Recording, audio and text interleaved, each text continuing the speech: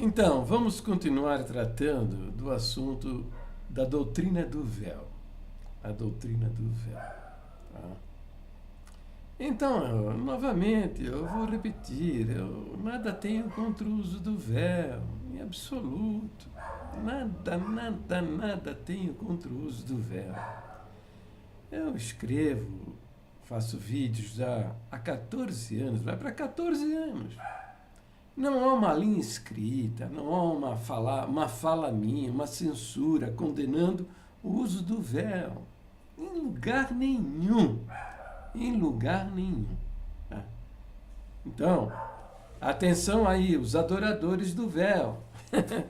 Porque essa turma do véu, sabe, chega ao ponto de adorar este objeto. Entendeu? Isso se tornou no meio da irmandade da congregação, para muitos, se tornou um amuleto. Sabe o que é um amuleto? O famoso pé de coelho, que as criaturas carregam por aí, para dar sorte. O trevinho de 4 folhas. Né? Entendeu? Então, fizeram do uso do véu um amuleto. Não é nada disso, não tem nada a ver, sabe? Eu não combato isso, o uso do véu. A igreja que quiser orientar as mulheres da sua comunidade do uso do véu, entendeu? Faça isso, entendeu? Ensine, tal, não tem problema. Você, mulher, se você acha que você deve usar o véu, por favor, faça isso. Porque fazendo diferente, você estará pecando contra a sua própria consciência. E você vai naufragar na fé. Quem não se respeita a si próprio vai se danar. Danou-se. Entendeu? Por isso que você está vendo aí na internet, nas igrejas, homens na liderança, cara cometendo absurdos, com pregações absurdas, tá? E pecando. Por quê? Porque o cara não se respeitou a si próprio, sabe? Não respeitou os limites da sua consciência. Então, se apartam de Deus dessa maneira, porque o Senhor não vai andar com homens nessa qualidade. Homens que não se respeitam a si mesmo. Ou mulheres que não se respeitam a si mesmo. Então, use o véu. Eu tenho a respeito disso, do véu, e ensino há quase 14 anos, que isso não é uma doutrina. Muito embora doutrina signifique ensinamento, mas nós precisamos fazer uma distinção do que é uma doutrina bíblica e fundamental das Escrituras e o que é usos e costumes. Entendeu? Você tem o uso do véu como mandamento, ensinamento, preceito, dê o título que você quiser. Mas você não faça disso uma doutrina fundamental das Escrituras. As doutrinas fundamentais das Escrituras são aquelas pelas quais vou dizer assim, ó, vale a pena você morrer, entendeu? A respeito da personalidade de Deus, tá? Que é o nosso primeiro ponto, a personalidade de Deus, que é o nosso segundo ponto de doutrina, a respeito da inerrância e infalibilidade das Escrituras na sua inspiração, que é o nosso primeiro ponto de doutrina, a respeito da divindade e humanidade de Jesus Cristo, que é o nosso terceiro ponto de doutrina, que a salvação é pela fé, que é o nosso quinto ponto de doutrina, entendeu? São doutrinas fundamentais, tem outras também, tá? Mas eu estou citando essas porque elas foram pervertidas pelo nosso ministério. Estão elegendo como doutrina usos e costumes que não tem nada a ver com as doutrinas fundamentais das Escrituras. E eu digo já há 14 anos que a doutrina, fazer do uso do véu uma doutrina é problema. Todas as vezes que você faz de usos e costumes, você faz uma doutrina, pode haver algum lugar onde você não vai poder entrar, levar o seu evangelho, a sua pregação. Por quê? Porque você fez esses usos e costumes que você estabeleceu como doutrina. Pode ser que nesse lugar, nessa nação, isso seja ofensivo, imoral, degradante. E você não pode ir para lá para levar sua pregação. Por quê? Porque você fez uma doutrina de usos e costumes que não é aceito por aquele povo.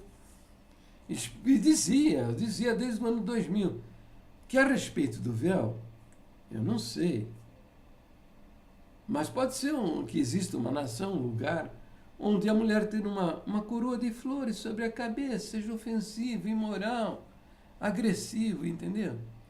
Eu não sei, até hoje eu não sei. Pode ser que exista, porque as culturas no mundo são milhares, umas diferentes das outras. A variedade é muito grande, entendeu? E a palavra de Deus manda que a gente leve o evangelho para essas nações, para esses lugares. E eu dizia, a respeito do uso do véu, a mulher ter alguma coisa sobre a cabeça, eu não sei. Mas a respeito do homem ter alguma coisa sobre a sua cabeça, um chapéu, eu conheço uma cultura. São os judeus. Eles têm como milenar a cultura de ter a cabeça coberta para honrar a Deus. E se a congregação um dia for lá a Jerusalém, levar sua pregação, não vai poder entrar, fazer o que fizeram aqui no Brasil, que expulsaram do templo os judeus porque tinham a cabeça coberta. Eu sei de um caso, o judeu Saulo Sharabi. Se você quiser ouvir o testemunho dele, o testemunho de conversão dele, eu tenho para te fornecer. Está aí na internet, procura aí Saulo Sharabi, que você vai encontrar. Eu tenho fotografias dele, eu o conheci pessoalmente. Ele foi humilhado em público e não pôde permanecer na congregação porque estava com o quipá na cabeça. Entendeu? Só que em 2005, antes do ano de 2005, 2003, 2004, a congregação iniciou as tratativas para construir um templo lá em Jerusalém. E o Mossad soube disso e mandou tratores, tropas armadas de metralhadora, meter a metralhadora na cara dos irmãos ali. E se alguém abrisse o bico, tomava bala na cara, viu? Tomava bala na cara. E com tratores botaram tudo no chão, entendeu? Por quê? Por causa da doutrina do chapéu. Ofenderam os judeus aqui no Brasil, humilhando, expulsando do templo, e pagaram o preço lá em Jerusalém. Porque eles são mais fanáticos a respeito da doutrina da cabeça coberta, a doutrina do chapéu, são mais fanáticos, mas muito mais fanáticos do que nós somos, a respeito da doutrina do véu. Entendeu? Então, isto não é uma doutrina, isso não é verdade, isso não é doutrina. Presta atenção, coloque na sua cabeça essa compreensão disso. Jamais, jamais o Espírito Santo vai inspirar o ministério fazer doutrinas de usos e costumes que impeçam o progresso do Evangelho. Entendeu? Não vai inspirar o ministério fazer doutrina, não aplicar, usar, entendeu? Fazer disso uma doutrina que impeça o progresso do Evangelho. Porque se você faz uma doutrina, tá? Você coloca usos e costumes como uma doutrina, você depois não vai poder abandonar. Você tem que ser fiel à sua pregação, à sua doutrina. Agora, se você faz isso apenas uma ordenança, um mandamento, um preceito, entendeu? Mas se lá não for possível você usar esse uso e costume, você abandona. Abandona. Então eu vou usar um fato. Eu vou usar um fato, tá? Como exemplo, entendeu? Para que você entenda estas diferenças, tá? Olha, tá vendo esse homem aí, ó? Veja bem, tá? Esse homem aí é o vice-prefeito lá de Jerusalém, tá? Ele é membro do partido da Torá. Torá é a Bíblia dos judeus, é o Velho Testamento. Portanto, ele é um judeu religioso. Ele usa também a cabeça coberta. Os judeus religiosos usam a cabeça coberta. Tá vendo? Olha? Ele aí, ó, com o kippá na cabeça, aquele chapeuzinho de judeus, ó, aí, tá vendo aí? Você está vendo ele conversando com judeus ortodoxos, que são esses que usam esses chapelões, são sacerdotes, né, do judaísmo. E olha, ele aí conversando com esses homens, esses religiosos, com o quipázinho na cabeça. Tá vendo? Agora veja ele dentro da congregação cristã, lá em Jerusalém, lá dentro do templo. Templo não, foi uma tenda que eles construíram lá. Tá vendo aí? Todos sentadinhos no culto com o kippá na cabeça, com a cabeça coberta. Tá vendo? Você viu? Dentro do templo. Ele e seus companheiros. Tinha outros judeus também. Eles foram numa comitiva. Não sei se eram 2, 3, meia dúzia, não sei. Todos eles do partido da Torá com o kippá na cabeça. Agora veja. Olha ele aí falando no meio do culto. Deram-lhe a oportunidade de falar com a irmandade que estava ali reunida. E olha ele aí na tribuna, no meio do culto, falando com a irmandade. Veja ele aí falando para a irmandade no meio do culto com a cabeça coberta. Ó, a doutrina do chapéu. Tá vendo aí? Tá vendo? Agora presta atenção o que eu vou te dizer, tá?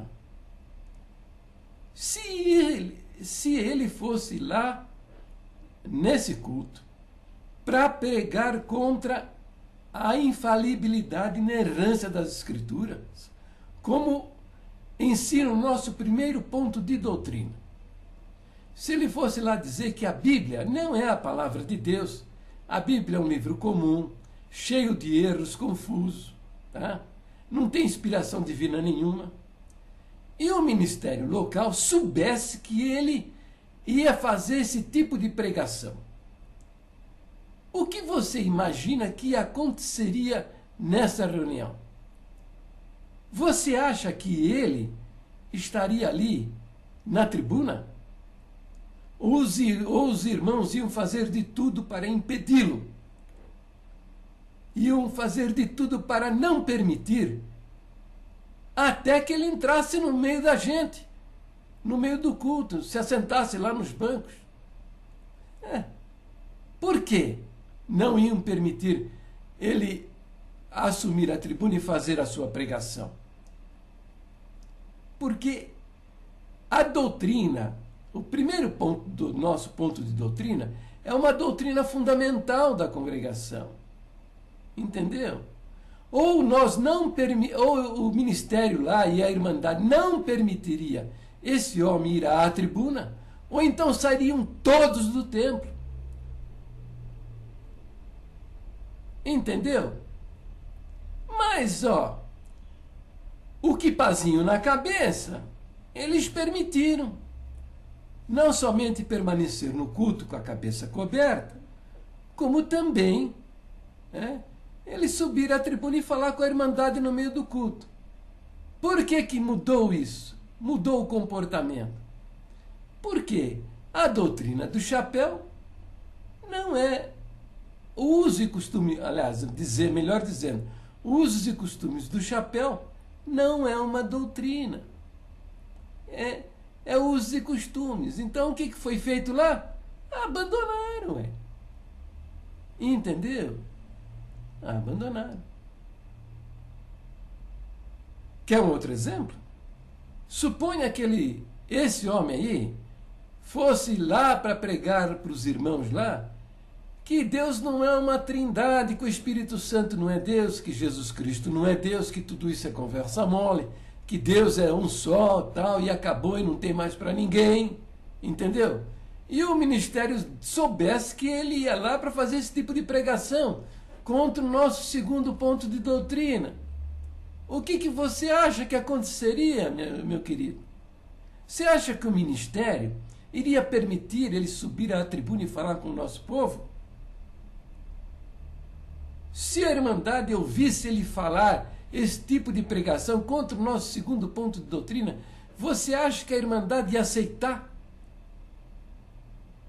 Eu acho que ele não subiria à tribuna, e se falasse isso lá na tribuna, iria todo mundo embora, abandonaria o templo, a tenda.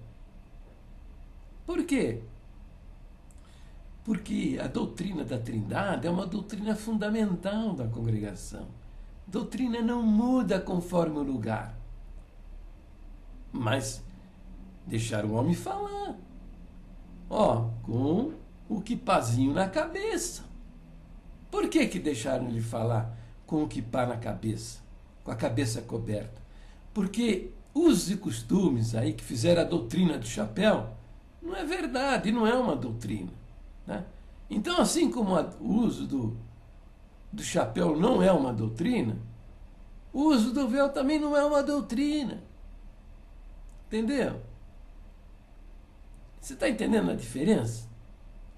Né? Então, suponha que nesse lugar aí, a mulher, nessa sociedade aí, judeus, a mulher que usasse um véu na cabeça fosse imoral, indecente. As irmãs lá, se fosse, a congregação fosse levar o evangelho para esses lugares, as irmãs não poderiam usar o véu. Mas os costumes abandonam. Qual o problema? Por quê? Isso aí não é o evangelho. Não é o evangelho. Isso não tem nada a ver com o evangelho. Né? As almas dos homens são preciosíssimas demais, imensamente preciosas. A prova está que Deus amou o mundo de tal maneira que Ele mesmo veio e deu a sua vida na cruz do Calvário, derramou o seu sangue para salvar as almas perdidas. Uma alma vale mais que o mundo inteiro. Entendeu? Presta atenção. Presta atenção que de usos e costumes não se faz doutrinas, porque elas impedem o progresso do Evangelho. E isso não tem inspiração divina. Não procede do Espírito Santo.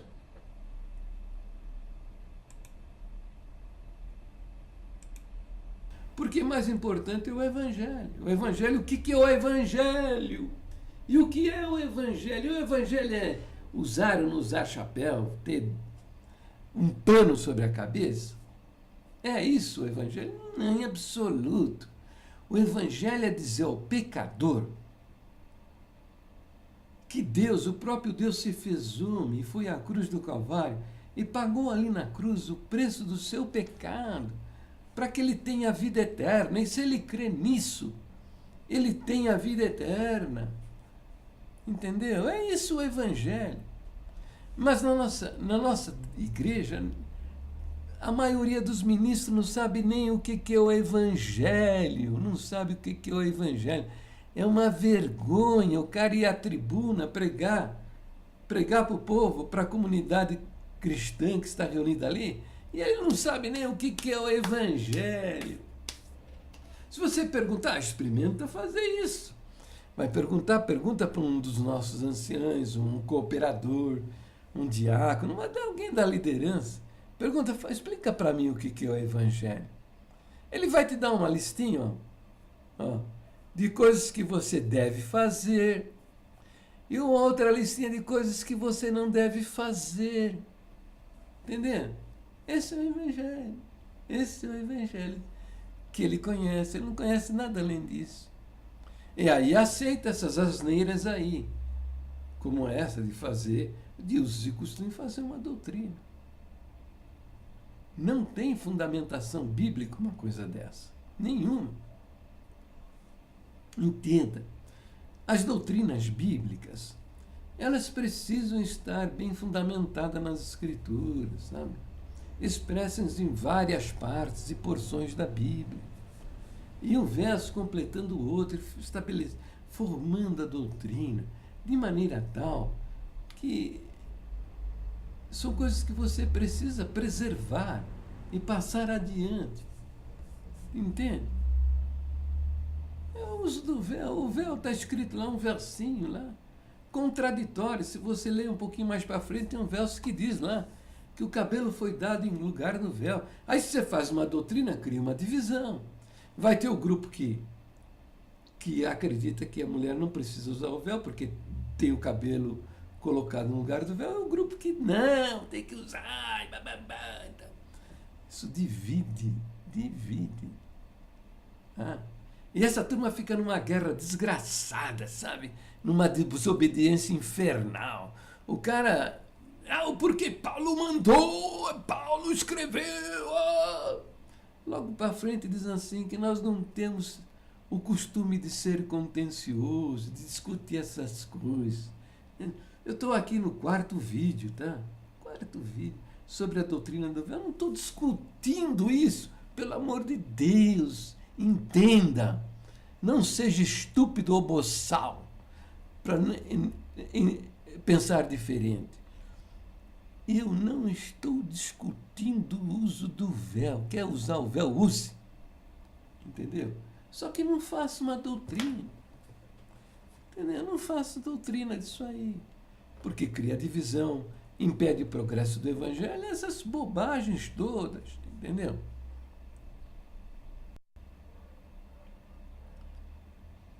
Então, veja, eu vou comentar agora, fazer uns comentários por causa da maçonaria no nosso meio, sabe?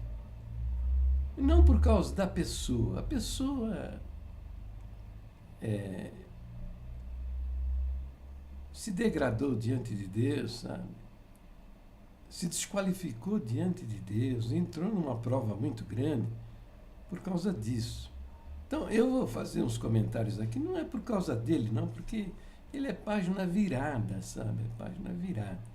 Vou fazer uns comentários para você perceber como pensa e como age esse pessoal da maçonaria. Entendeu? Em primeiro lugar, eu quero lembrar a todos vocês da Congregação Cristã no Brasil que nós temos um ensinamento que eu considero muito precioso, sabe? É muito importante observar e guardar. E quando você é ofendido por alguém, caluniado, agredido, tá?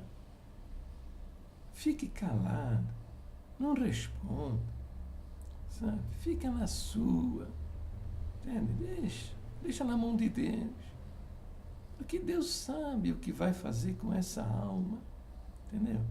Você não precisa estar se defendendo. Deus faz justiça para os seus filhos. Faz justiça para os seus filhos. Ele diz lá na sua palavra: quem intentará acusação contra os escolhidos de Deus? É Deus quem os justifica. Tem um verso que diz: minha é a vingança, eu retribuirei. Entendeu? Então fique em paz, se você está na verdade, entendeu? Se você está na justiça, fique em paz, entrega o assunto na mão de Deus. Entrega o assunto na mão de Deus. Que Ele vai tomar uma providência. Você fica de bico calado. Fique de bico calado, mas não fale nada. Entendeu? Não fale nada, deixa na mão de Deus. Porque Deus tem uma sabedoria infinita. Ele conhece as verdadeiras razões que motivaram aquela pessoa a fazer essa agressão. Tá? E Deus tem um propósito com você. Não quer você batendo boca, tá? Trocando ofensas. Como você está vendo aí na internet, pastores se degladiando, se ofendendo mutuamente, sabe? Que é uma vergonha para o Evangelho. Deus não quer isso. Porque não convém ao servo do Senhor viver contendendo, é ensino do apóstolo Paulo. Viver fazendo contendas, sabe? Discutindo coisas. E nessa discussão, agredindo e também agredindo e sendo agredido, gerando ódio. É o sinal dos fins dos tempos. Nós estamos vivendo esses dias aí. Tá? Que o Senhor falou que mutuamente se aborrecerão, se odiarão uns aos outros, sabe? Entende? São esses bate-bocas aí que não tem fim. O sujeito entra por esse caminho, isso não tem fim, sabe? Então você conhece a nossa doutrina. Ela é cheia de sabedoria e tem a guia de Deus. Então, eu fui agredido, eu me calei, sabe? Eu me calei. E eu vou fazer alguns comentários, eu não vou me delongar nisso, sabe? Porque o sujeito fez mais de umas 4 horas de vídeo para me desqualificar, sabe? Mentiu descaradamente, tá? E fez umas 4 horas de vídeo para me desqualificar. E eu me calei. Muito embora eu sou carnal, sou humano, entendeu? Estou nessa terra. Eu queria responder, sabe? Mas o Senhor me falou umas 8 vezes, 6 ou 8 vezes. Não responda que ele vai fazer pior. Não responda porque ele vai fazer pior. Eu não queria obedecer a Deus. E quando você não quer obedecer a Deus, você entra num conflito muito grande, sabe? Eu tive um conflito muito grande, porque eu estava que nem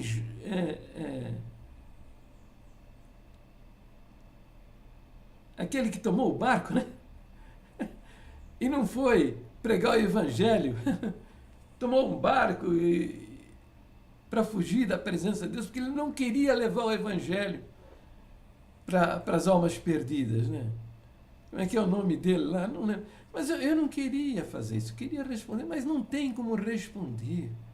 Porque é o seguinte, eu não sou capaz de usar estas armas, sinceramente, eu não sou melhor do que ninguém, mas eu não consigo violentar a minha consciência e tornar a verdade uma mentira e perverter as palavras das pessoas.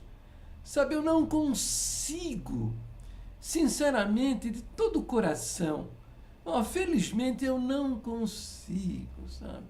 Mas eu queria responder. Então ia ficar o tempo todo me explicando, aí o cara ia fazer outras coisas, inventar mais coisas, porque ele só quer ficar bonitinho na foto. Suas motivações não são o estabelecimento da verdade. As suas motivações para me agredir são outras, que eu até hoje eu não sei, sabe, exatamente, entendeu? Ele fala, no vídeo ele fala que, como é que ele fala? Ele afirma que eu disse no vídeo que Paulo mandou Filemão receber Onésimo como escravo. Vai lá, examina no vídeo, vê se eu digo isso. Em lugar nenhum estou dizendo isso. Ele afirma que eu disse que Paulo pregava a escravidão. Vai lá no vídeo. Olha lá, veja se eu digo isso. Afirma que Paulo mandou que as mulheres cobrissem a cabeça com o véu, e que eu digo que não é para as mulheres cobrirem a cabeça com o véu. Mentiu descarada e vergonhosamente, porque no primeiro e-mail que eu mandei para ele, eu digo que eu nada tenho contra o uso do véu. Se você procurar tudo que eu escrevi, tudo que eu falei ao longo desses 14 anos, vai ver que não tem uma palavra contra o uso do véu. Afirma que não queria debater comigo estas coisas, mas fez 11 desafios dizendo que eu não sou crente, que quando eu me converter para procurá-lo, entendeu? Teve a coragem de perverter um vídeo meu, onde eu aconselho um jovem de nome Josafá Agra a não se valer do expediente do fake para agredir. E digo que quem faz isso, agride as pessoas se valendo do expediente do fake, está sendo um instrumento na mão do diabo. Então o que ele faz, esse sem vergonha? Ele usa parte desse vídeo, tá, para me desqualificar, dizendo que eu o aconselhei a se valer do expediente do fake. para colocar o vídeo dele lá num fórum de debates. Mas não informa que eu aconselhei ele a se valer do expediente do fake porque eu entendi que ele não estava querendo fazer isso porque estava consciente de que se ele fosse lá colocar esse vídeo lá no fórum de debate com o título de pastor, com o nome dele, ele seria chamado de ladrão de coleta, que vive lando as ovelhas, portanto é um vagabundo, que o homem é um homem maldito, porque o dízimo é maldito, quem emprega o dízimo é maldito também, que ele é um formador de quadrilha, porque quem ensina a prática do dízimo, ensina o ministério de uma comunidade cristã a recolher o dízimo das pessoas, está ensinando está mandando a pessoa pegar o dinheiro das pessoas e colocar no bolso do pastor. Então é formador de quadrilha. Então, estas coisas, eu achei que ele tinha entendendo isso, que ele podia sofrer algum agravo. Entendeu? Então, vai lá como um fake.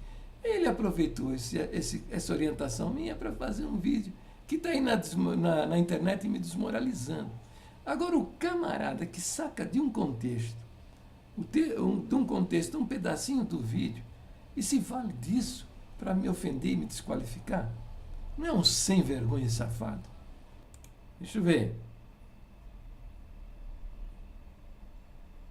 Que eu perguntei várias vezes, ele se esconde, ele não quer responder, mas eu não quero responder porque o senhor não me permitiu. E agora eu estou tocando esse assunto. Eu não estou respondendo a esse rapaz, eu estou obedecendo aquilo que Deus me fez claro. Não responda porque ele vai fazer pior. Entendeu? Quem é esse homem? Eu não sei. O assassinato, eu já fui ameaçado 4 vezes, e se alguma coisa me acontecer, atenção, a polícia e a justiça, investigue também esse camarada, que não é difícil saber quem ele é, de quem se trata, quem é a pessoa que eu estou falando. Se investigar, vai saber.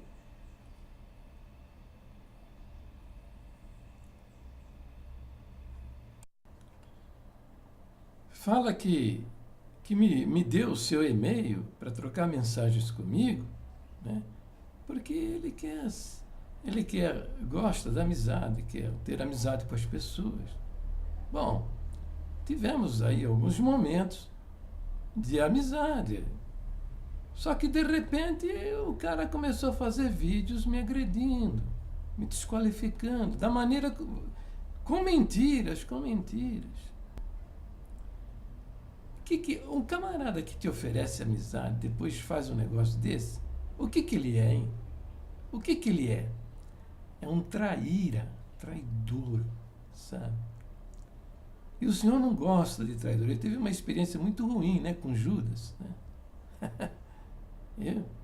Traidor, cheio de conversa. Está cheio de conversa. Né?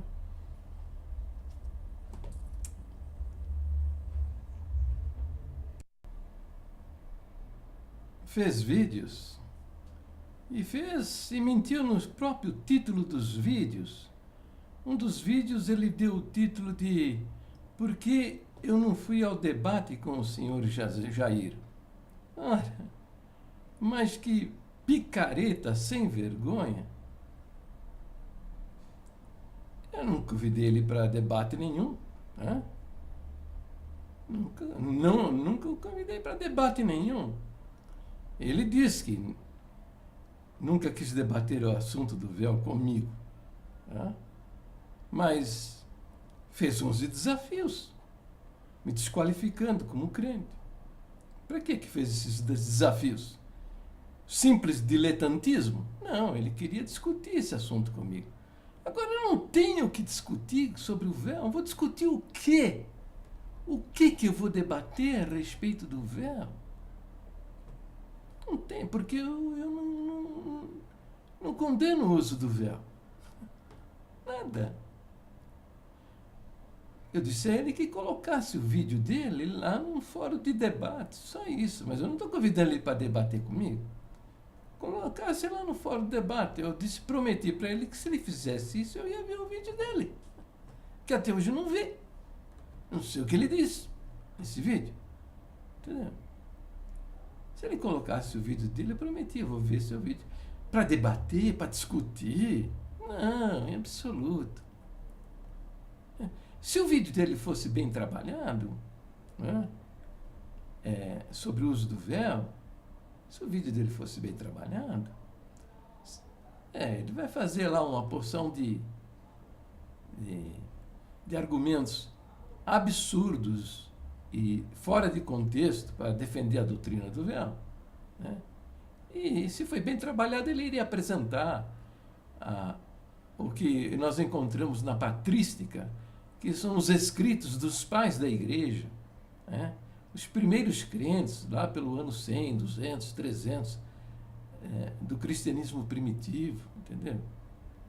É só isso, mas isso não quer dizer que é uma doutrina, é usos e costumes. E lá eles disseram que tratar isso como doutrina, mas não muda nada, está errado. Está errado. Como lá nos ensinos dos pais da igreja, está cheio de heresia também, não é? Eles têm muita heresias também, tem coisas boas, mas tem coisas que são heresias. Entendeu? Bom, ele disse que nunca me desafiou para debate. Mentira, porque ele fez 11 desafios. Eu nunca fiz um desafio para ele. Eu simplesmente disse a ele que fosse lá, colocasse lá. Sabe, a única coisa que eu iria fazer é o seguinte, eu ia apresentar um fato, vai. Simples, explica para mim. Em 1 Coríntios 11 temos duas doutrinas ali, uma doutrina do véu e a doutrina do chapéu. A congregação se deu uma lá em Jerusalém por causa da doutrina do chapéu. Porque expulsaram aqui no Brasil os judeus que estavam com a cabeça coberta? Pagaram o preço lá em Jerusalém, com o exército, a tropa regular de Israel, com metralhadoras apontadas na cara dos irmãos. Se alguém falasse alguma coisa, tomava tiro na cara. E levaram tratores e botaram tudo que havia sido construído durante 6 meses, botaram no chão. Estas fotos são fotos da ação violenta do Estado de Israel, por meio do seu exército, na destruição do templo que estava sendo erigido lá em Jerusalém. Olha aí o judeu falando no meio do culto, na tribuna, com o kippá, que é um chapeuzinho, na cabeça. E olha que levantar uma congregação em Israel não é brincadeira, não. O alicerce, as paredes têm 3 metros de largura para resistir bombas. Entendeu? Não é brincadeira, não. Entende? Aí eu ia dizer, eu falar, então isso explica para mim. Por quê? Aqui no Brasil expulsam as pessoas do templo, né? Porque tem a cabeça coberta. É judeu, tem a cabeça coberta. E lá em Jerusalém ficaram bico fechado. E judeus assumiram a tribuna e falaram durante o culto. Olha aí o judeu falando no meio do culto, na tribuna, com o kippá, que é um chapeuzinho, na cabeça. Com a irmandade, com o chapéu na cabeça. Se isso fosse uma doutrina, presta atenção, ó. Eu pergunto para você, se isso fosse de fato uma doutrina, não, vamos pensar em doutrina. O que é? Doutrina. O primeiro ponto de doutrina fala que a Bíblia é a infalível palavra de Deus inspirada pelo Espírito Santo. Você acha que o ancião consentiria alguém assumir a tribuna e dizer, olha gente, é o seguinte, a Bíblia não é a palavra de Deus, a Bíblia é cheia de confusão, a Bíblia não tem inspiração de Deus coisa nenhuma, tal, isso é enganação. Você acha que o ancião ia permitir isso lá em Jerusalém? Alguém subir no púlpito e dizer estas coisas? Não ia permitir. Por quê? Porque isso é doutrina. Doutrina não muda. Você acha que se alguém subisse ao púlpito lá em Jerusalém para pregar, não, Deus não é uma trindade, Deus não é uma trindade, o Espírito Santo não é Deus, Jesus Cristo não é Deus, é só Deus, não tem mais nada, é tal. E por aí fosse, fazendo suas pregações. Hein? Você acha que o ancião ia permitir? Hein? Você acha que a Irmandade ia permitir? Hein? Não ia permitir. Por quê? Porque isso é doutrina. Doutrina não muda. Não muda conforme o lugar, com a cultura, com a nação onde você vai levar a pregação. Não muda.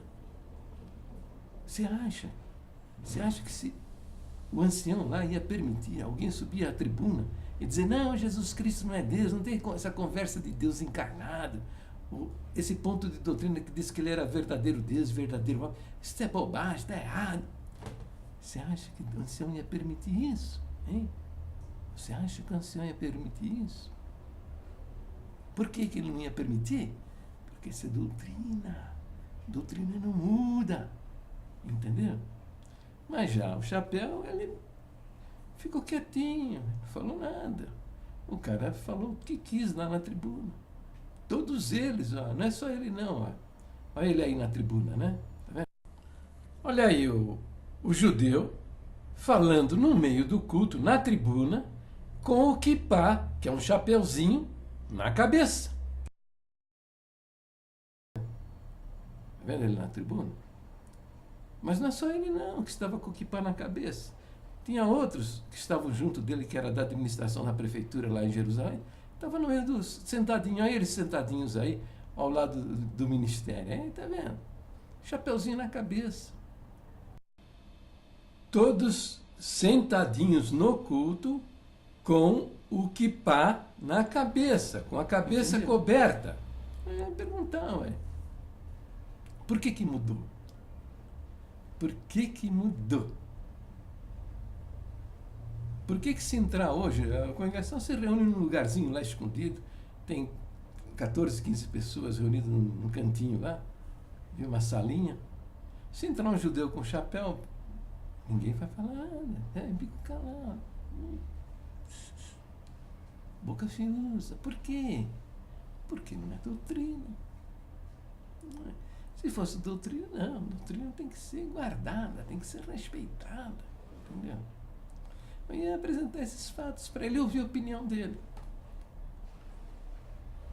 É. Tem um outro vídeo que ele fez e o título é o seguinte: respondendo às indagações do senhor Jair. Mas que sujeitinho sem vergonha, né? Que sujeitinho sem vergonha. Fiz indagação nenhuma. Eu perguntei para ele, tá aí nos e-mails lá na pasta lá do site, lá eu coloquei todas essas coisas, né? Tá ali lá, não tá lá nos e-mails que eu perguntei sobre o programa de edição de vídeo que ele usava. Ele disse que era Sony, né? Eu perguntei para ele como é que ele conseguia fazer vídeos de tão longa duração. Ele me explicou por quê. Essas coisas, mas nada sobre a Bíblia, sobre a Palavra de Deus, sobre igreja, nada disso. Mas o vigarista diz que está respondendo às minhas indagações lá. Bom, só se é sobre essas indagações de vídeo e tal, Sony e tal. Aí tá sério, mas não está falando isso não. Ele deve estar falando que eu estou fazendo perguntas para ele. Nada disso. Esse camarada é um artista. Artista. Entendeu? Bom, eu não tinha como responder isso, entreguei na mão de Deus e Deus mostrou quem é o verdadeiro e quem é o mentiroso. Mostrou para mim que está na minha vida, está comigo, respondendo a minha oração e metendo esse cara na disciplina e na prova. Na disciplina e na prova. E tem outras mentiras mais, sabe? Que eu não vou me delongar. Tá? Porque a finalidade não é esse homem. Tá? Fez 4 vídeos com mais de 4 horas de gravação. Colocou no Facebook e no Twitter para me desmoralizar. Bem, mediante essa coisa, Eu simplesmente coloquei esse homem na mão de Deus, ó, na mão de Deus, para que Deus fizesse justiça a meu respeito. É isso. Ele diz o seguinte, que os motivos dele fazer o vídeo é que num vídeo, na Doutrina do Véu, a primeira parte, tinha lá uma mentira. Ele está dizendo que eu disse que Paulo mandou Filemão manter Onésimo como escravo. Né?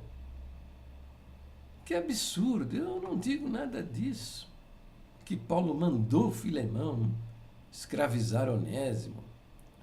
Em absoluto. Né? Ele diz que eu digo que Paulo pregava a escravidão. Examina lá, no vídeo está aí na internet, a Doutrina do Véu, parte 1. Eu não digo que Paulo mandou Filemão ter Onésimo como escravo, que Paulo pregava a escravidão. Nada disso. O que eu digo é que Paulo recomendou claramente e firmemente a escravidão. Mas não podia ser diferente. E os conselhos de Paulo, estou passando aí, são esses os conselhos de Paulo a respeito da escravidão. É isso que ele pregava na tribuna, que aqueles que se achavam debaixo do jugo da escravidão permanecessem no jugo da escravidão e procurassem servir melhor o seu próprio Senhor, o seu Senhor, de escravos, para que a doutrina não fosse imaculada. Esses eram os conselhos de Paulo. Né? Para ser mais exato, eu deveria dizer, né, que Paulo recomendou claramente e firmemente a obediência ao regime da escravidão. Mas daí para ele fazer uma interpretação de que eu estou dizendo que Paulo pregava a escravidão, é uma loucura. Um absurdo. Eu estou usando lá o argumento do absurdo, né? Isso choca um pouco as pessoas. Ele reclamou também que eu estou dizendo que Paulo não escreveu uma linha, né, condenando a escravidão. É verdade. Paulo não escreveu uma linha condenando a escravidão. Por quê? Fez isso? Ele não escreveu uma linha por covardia? Não, em absoluto. Ele não escreveu uma linha contra a escravidão, porque a vontade de Deus a respeito dos usos e costumes da escravidão era que esse uso e costume fosse vencido pelo tempo e pelo cristianismo, que foi o que aconteceu. Se Paulo pregasse realmente a rebelião ao jugo da escravidão, ele provocaria uma revolução. Ele seria o primeiro da fila a morrer, cortaria a cabeça dele logo, e ele não escreveria as 13 cartas que ele escreveu. Então Paulo não combateu a escravidão. Tá? Ele devolveu Onésimo na condição de escravo. Embora ele faça sugestões a Filemão que liberte seu escravo Onésimo, mas ele faz sugestões. E se você examinar cuidadosamente a carta, você vai achar que por 9 vezes ele faz sutis sugestões para que Filemão liberte Onésimo. Mas sugerir é diferente de impor, de mandar, de exigir. Entendeu? Além disso, essas instruções eram exclusivas para Onésimo. Bom, era comum naquele tempo os donos de escravos, porque vivia todo mundo da agricultura, né, ter dezenas de escravos. Onésimo seria uma instrução somente referente ao escravo Onésimo. E os demais? Continuaram escravos. Provavelmente continuaram escravos na casa de Filemão. E quem garante que realmente Onésimo atendeu ao conselho de Paulo? Pode ser que ele mudou Onésimo de categoria. Ele era um escravo, por exemplo, que trabalhava na colheita do algodão e passou a trabalhar dentro da casa para tutelar os filhos de Filemão. Né? Pode ser que ele mudou apenas a condição de Onésimo dentro da sua casa. Vai saber se atendeu ou não. Então, mas essas coisas aí, esse homem pegou para... mentiu. Ele disse que eu havia uma mentira. Na realidade, ele colocou palavras na minha boca. Ele colocou palavras dizendo que o Paulo mandou Filemão escravizar Onésimo e colocou as palavras na minha boca dizendo que eu disse que Paulo pregava a escravidão. Eu não estou dizendo nada disso. Entendeu? Então, começa de princípio, começa mentindo. Né? Mentindo. Pervertendo as minhas palavras. Outro motivo que ele falou, que são os dois motivos principais, né?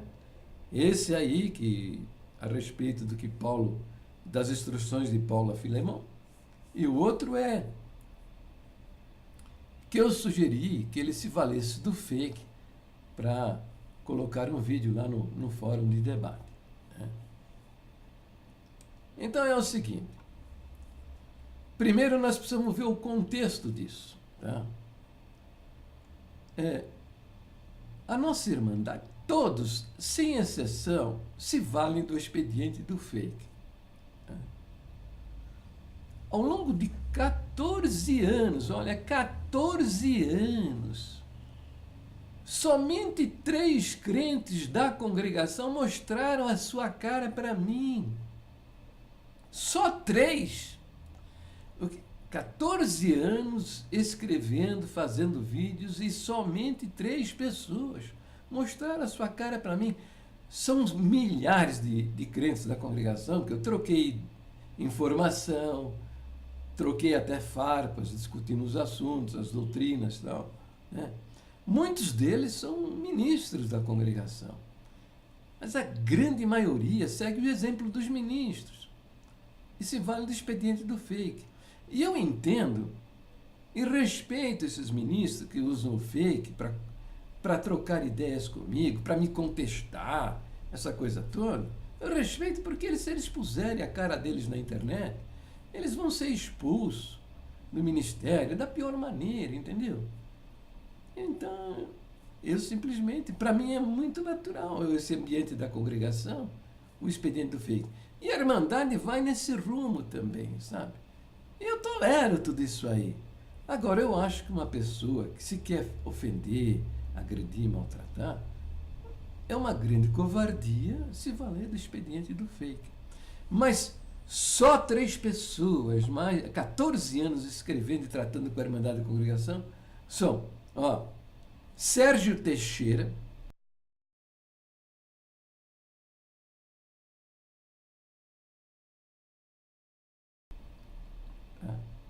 lá no Fórum de Debates CCB, sem censura, só o irmão Sérgio Teixeira, que faz parte da administração lá no lugar onde ele congrega, teve a coragem e mostrou sua cara. O irmão Romário,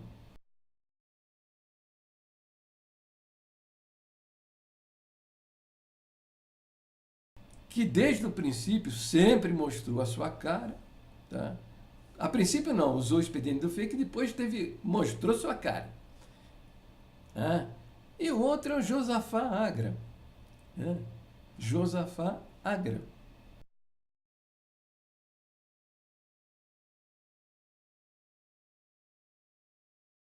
Mostrou a sua cara.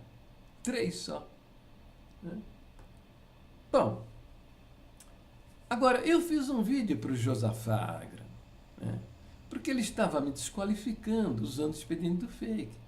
Eu fiz um vídeo e falei, filho, você quer me agredir? Tudo bem, mas mostra a sua cara. Por que você está escondendo a sua cara?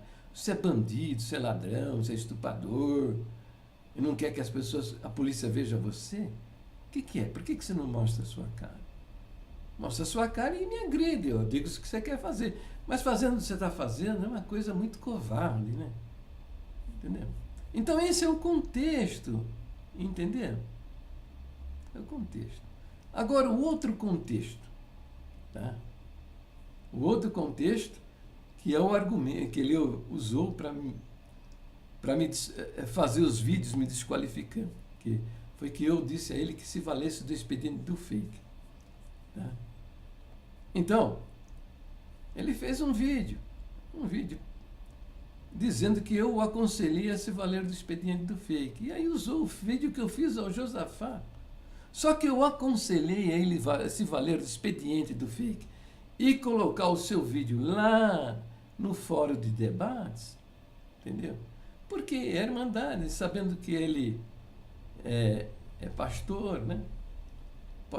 Poderia agredi-lo, né? Porque a nossa concepção a respeito dos pastores é esta, que todos, sem exceção, são ladrões de coleta, vivem da lã das ovelhas, né? Entendeu? São todos ladrões, né? Entendeu? Então, são malditos, né? Porque ensinam o dízimo, recebem o dízimo, e o dízimo é maldito. Então, ele não foi lá porque ele seria agredido, ofendido pela Irmandade. Falei, bom, então, o raciocínio não está querendo ir porque entendeu isso. Mas põe como um fake lá e pronto, acabou a história. Entendeu? Então, é isso. Agora, o que ele fez foi se valer, né, disto que no entendimento de todo mundo, isso aí é uma coisa até imoral, né? Mas aqui no nosso meio, a imoralidade campeia, meu amigo. Tá? E se eu não aceitar o expediente do fake, eu não tenho com quem dialogar. Entendeu? Eu não tenho com quem conversar. Tá? Então, é isso, esse camarada. Bom, ele fala outras mentiras, né? Fala outras mentiras. Desde o princípio eu digo que os primeiros e-mails que eu troquei com ele, a informação, eu disse, nada tenho contra o uso do véu. Eu tenho contra fazer do véu uma doutrina. Eu não tenho nada contra o uso do véu. E ele lá, no vídeo dele, ele fala, Paulo mandou as mulheres usarem o véu e o irmão Jair disse que não. Eu nunca disse isso. Então tem todas essas mentiras, sabe? Mentiras. Mas o fato é o seguinte, que eu entreguei esse camarada na mão de Deus, sabe? A palavra de Deus diz assim, ó, quem intentará acusação contra os escolhidos de Deus? É Deus quem os justifica. Entendeu? É Deus quem nos justifica. Então, eu passei uns 4, 5 meses não querendo obedecer a Deus. Né? Deus me dizia, não responda que ele vai fazer pior, e eu fiquei lutando em conflito contra isso. Quando eu coloquei esse assunto na mão de Deus, né? Quando eu coloquei esse assunto na mão de Deus, passados uns 20 dias, esse camarada entrou numa prova terrível, sabe? Entrou numa prova terrível, entendeu? Assassinos e ladrões entraram na casa dele, bateram na sua mulher, abriram a cabeça de uma pessoa que se encontrava lá, que acho que é empregada dele, abriu a cabeça da pessoa, a mulher dele foi para a UTI, essa pessoa arrebentaram a cabeça dele, teve tiro e o caramba dentro da casa dele, entendeu? Entrou numa prova terrível. Eu vi acontecer. Você, maçom da congregação, sabe? Que me ameaça, vive me ameaçando, mandando seus recadinhos, entendeu? Presta atenção, viu? Tá? Que eu entreguei ele na mão de Deus, tá? Eu entreguei esse homem na mão de Deus. Você viu ele contando a prova que ele passou. Você viu, sabe? E se põe em ordem diante de Deus, tá? E se arrependa das suas más obras, porque senão a prova vai entrar na sua vida, porque você não é ninguém, tá? Você é um falso profeta mentiroso envolvido com uma seita satânica e na desobediência do ensino da igreja, da congregação que não aceita a maçonaria, tá? Quando vocês estavam tentando se apoderar do domínio da igreja, ter o domínio da igreja, está aí, a congregação se manifestou e você não atendeu o conselho dos ministros, tá? Para não se envolver com a maçonaria. Você permaneceu na maçonaria, envolvido com a maçonaria. Fica sabendo de uma coisa, você fica me ameaçando, é perigoso Deus me colocar na tua frente, tá? Olhando bem no olho, tá entendendo? Olho no olho. E você vai saber o que é um homem de Deus, entendeu? E você vai gelar o sangue nas suas veias, e você vai borrar suas calças, seu covarde. Viu? A congregação, o cristianismo não aceita esse tipo de coisa. Segredos, grupinhos, se reunindo secretamente, decidindo em bloco as coisas. É o Espírito de Deus que tem que governar a sua igreja.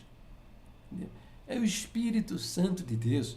Não é homens envolvidos com demônios, tá? E decidindo as coisas da igreja em bloco. Tá ok? Tá? Então é isso. Então não estou respondendo para esse rapaz. Esse rapaz se desqualificou diante de Deus, sabe? Desqualificou. Eu não creio nem que Deus permitiu essa prova na vida dele por causa da minha pessoa. Quem sou eu? Eu sou um miserável pecador. E cheio de... O que eu devo ter dito nesses 14 anos de bobagem, de asneira, tá? Porque... Infelizmente, né, falta recurso, informação, tá? Entendeu? Então, o Senhor, e eu sou uma ovelha, né? Mas o Senhor deve ter outras razões mais profundas, que só Deus sabe, sabe? E algumas pessoas devem saber também a respeito desse rapaz, que eu não sei quem é, mas para Deus se manifestar comigo, Senhor, e me dizer 4, 6 ou 8 vezes, não responda que ele vai fazer pior. Isso é medonho na vida de uma pessoa, sabe? Eu acho que esse rapaz, ele deveria prestar atenção na vida dele, que caminho ele está tomando. Porque veja bem o seguinte, né?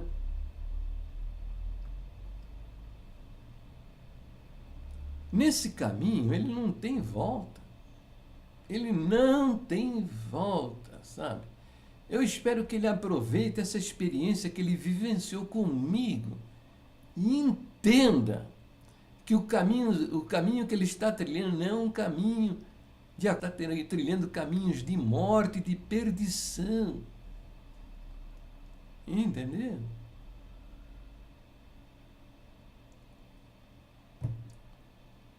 Ele não vai entender assim, né? Ele vai achar que está tudo muito certo, que não é nada disso, tá?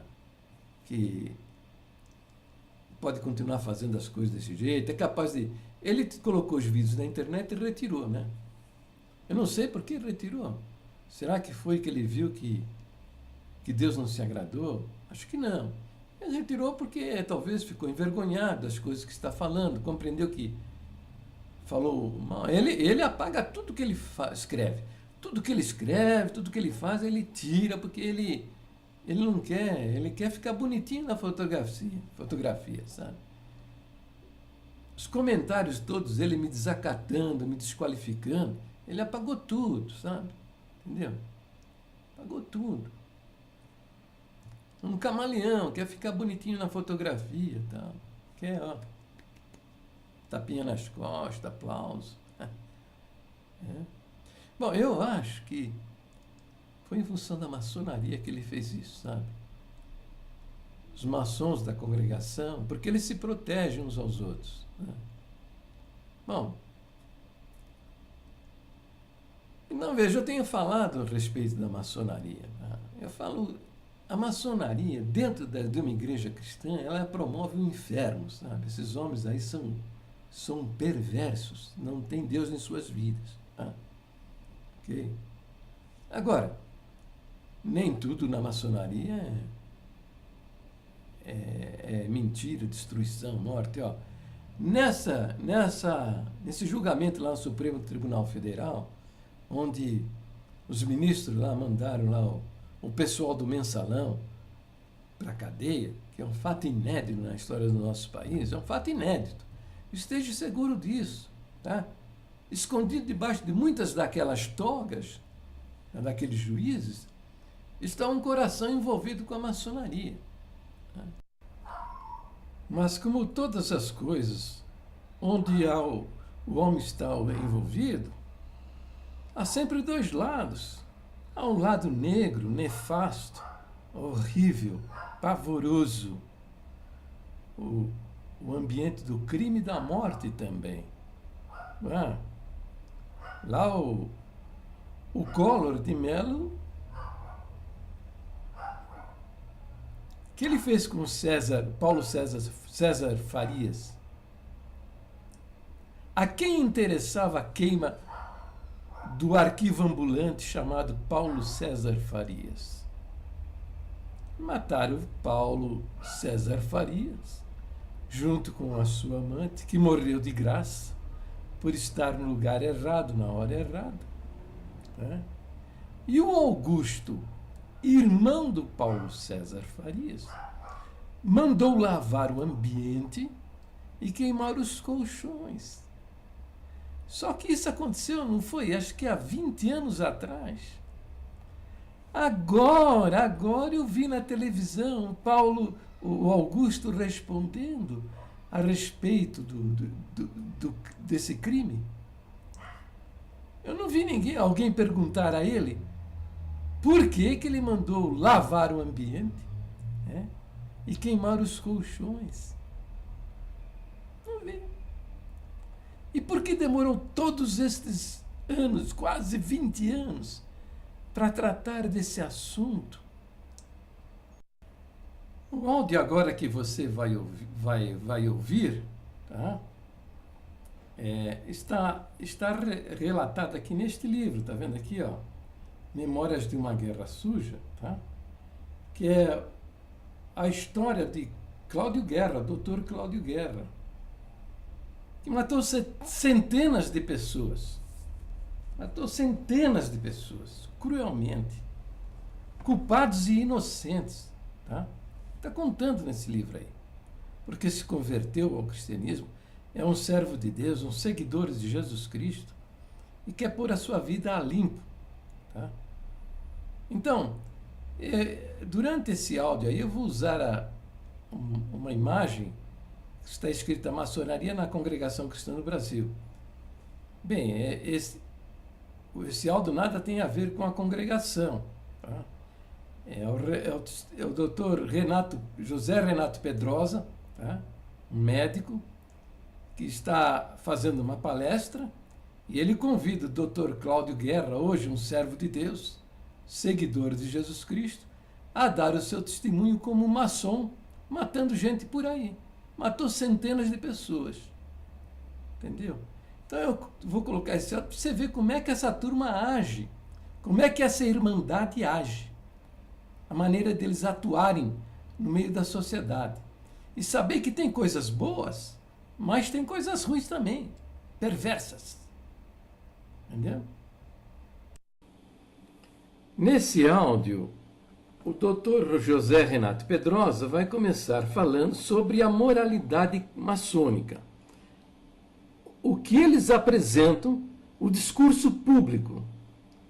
Você vai apresentar também um fato, né, ocorrido na vida do Dr. Cláudio Guerra, e depois ele vai mostrar a verdade oculta da maneira como agem o pessoal da maçonaria. Presta atenção.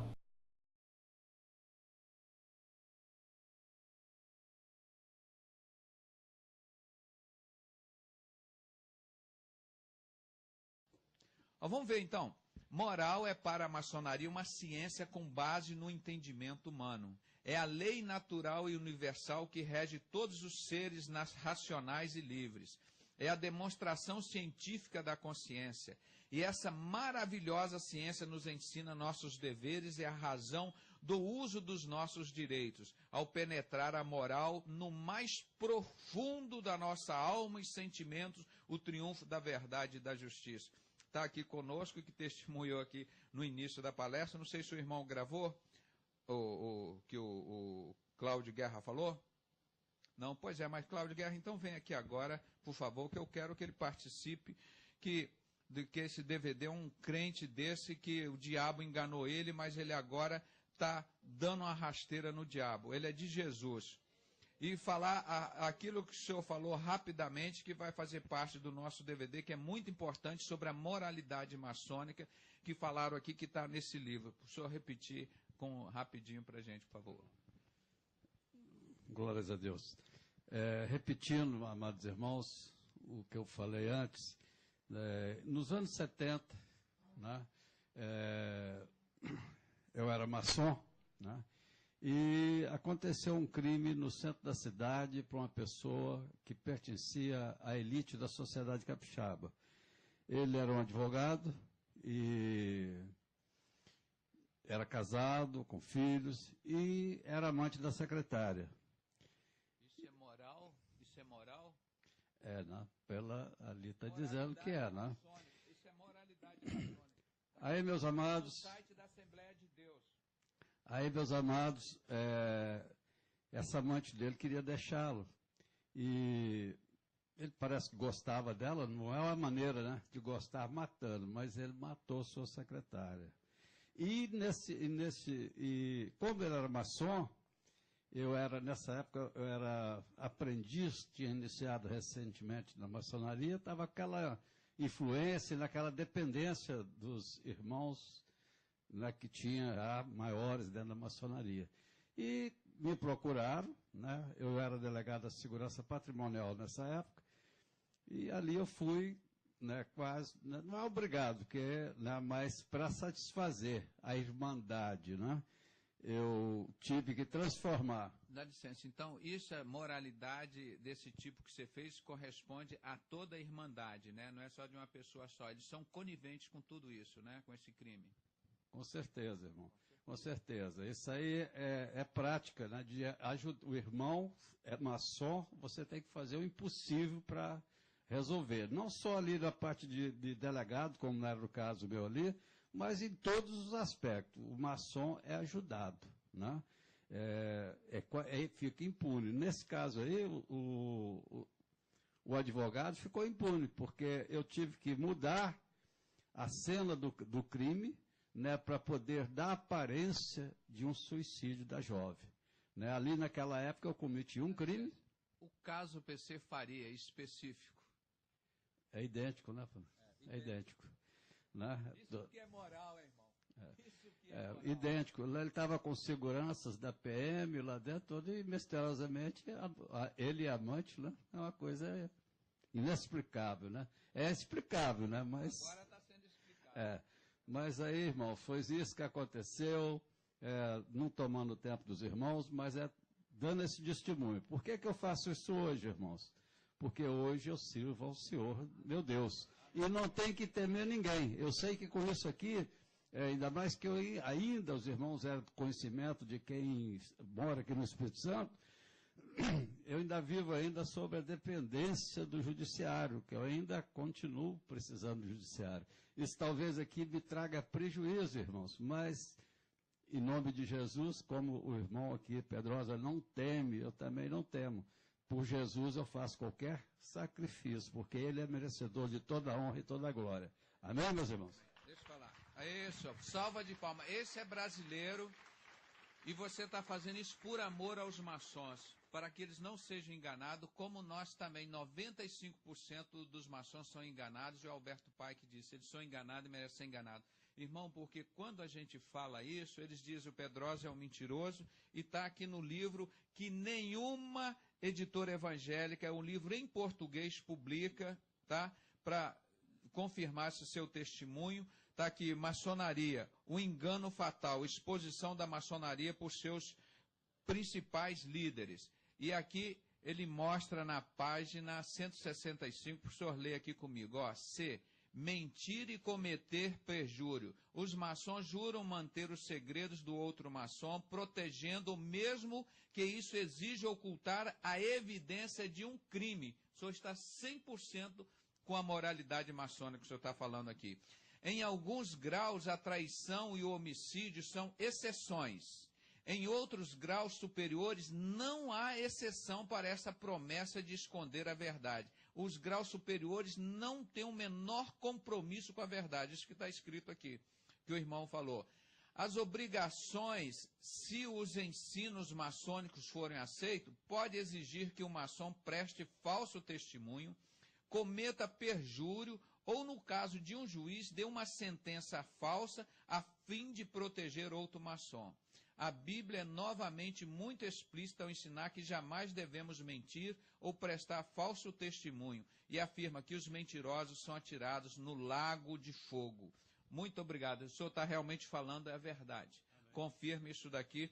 Que Deus continue. Mais um brasileiro de bem e de valor, tipo o William Morgan, né? Obrigado pela sua participação. Então, aqui está no...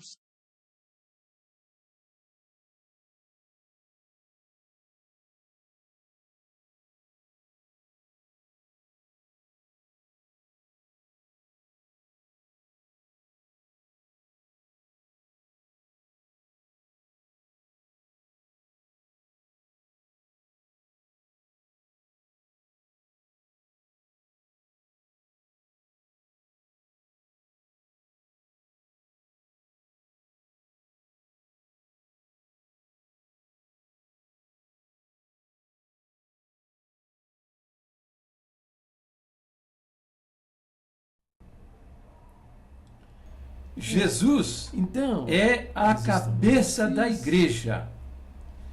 O Espírito Santo é a lei para guiá-la em toda a verdade. Aos criminosos. Sua organização é a caridade de Deus até com a própria no vida. Coração dos seus membros, Então isso é o mundo. que é o vínculo da perfeição. É muito clara. Onde esses três não ameis o mundo. não governam, O mundo há. é Satanás quem governa Aquele que ama o mundo, em forma o de amor homem do Pai não está para nele. seduzir Entendeu? o povo de Deus Não está com nele. sabedoria humana. Então, e não é só isso aí que eu contei agora para vocês, que vocês estão vendo se desenrolar diante dos vossos olhos todos os dias, todas as semanas e todos os meses, a injustiça, a deslealdade, o crime, acobertado por homens envolvidos, muitos deles com maçonaria, porque são irmãozinhos, sabe? Precisam se proteger. Entendeu? Então tem um lado bom, tem um lado bom, tem um lado bom. Sou obrigado a reconhecer que tem o seu lado bom. Mas tem o seu lado perverso. Tem um lado perverso. Tá? E a palavra de Deus é clara. Quem ama o mundo, o amor do Pai, não está nele. Tá? Esses homens são envolvidos com uma religião apóstata e demoníaca, que contraria princípios elementares do cristianismo. Entendeu? E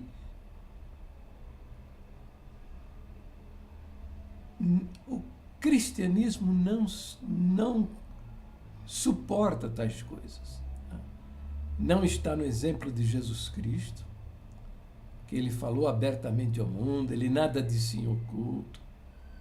Está lá registrado. Os apóstolos falaram isso abertamente, ensinando as coisas de Deus de casa em casa. O apóstolo Paulo, no livro de Atos, diz que nada disse em oculto, que revelou às comunidades cristãs todo o propósito de Deus. A primeira reunião dos apóstolos, lá em Atos 15, mostra que na reunião dos apóstolos, toda a comunidade cristã estava presente. Eles não decidiram nada, mas eles viram e ouviram tudo que foi decidido. E estas decisões foram colocadas em cartas e enviadas a todas as comunidades cristãs espalhadas lá pelo mundo da época, e eram lidas para todos ouvirem estas decisões. A igreja cristã, a comunidade cristã precisa ser guiada pelo Espírito Santo de Deus.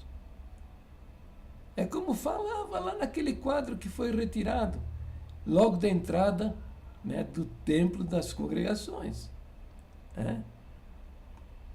Está lembrado o que esse quadro dizia? Hein? Jesus é a cabeça da igreja. O Espírito Santo é a lei para guiá-la em toda a verdade. Sua organização é a caridade de Deus no coração dos seus membros, que é o vínculo da perfeição. Onde esses três não governam, é Satanás quem governa em forma de homem para seduzir o povo de Deus com sabedoria humana.